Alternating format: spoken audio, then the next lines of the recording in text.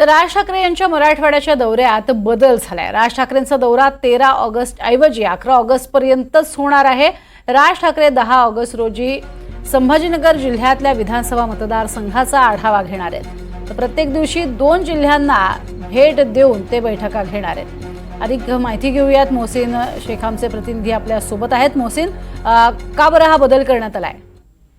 प्रज्ञा, राज ठाकरेंचा 13 August पर्यंत मराठवाडा दौरा होता। त्यांनी काही जिल्ह्यांमध्ये दौरा देखील त्यांचा संपला आहे। मात्र अचानक आता त्यांच्या दौऱ्यातील 2 दिवस कमी झाले असं म्हणता येईल, कारण 12 तारखेला संभाजीनगरला राज ठाकरे येणार होते आणि 13 तारखेपर्यंत थांबणार होते। मात्र आता 10 तारखेलाच राज ठाकरे संभाजीनगरमध्ये येणार आहे आणि 11 तारखेला ते पुण्याच्या दिशेने रवाना होणार आहे। त्यामुळे राज ठाकरेंच्या या दौऱ्यात मोठा बदल झालेला आहे। विशेष म्हणजे राज ठाकरे यापूर्वी एका जिल्ह्यात दौरा केल्यानंतर त्या दुसऱ्या जिल्ह्यात मुक्कामी थांबायचे आणि त्या त्याजिल्ह्याचा आढावा घेतल्यानंतर पुढच्या जिल्ह्यात मुक्कामाला जात होते। मात्र आता या दौऱ्यात त्यांनी बदल केला आहे।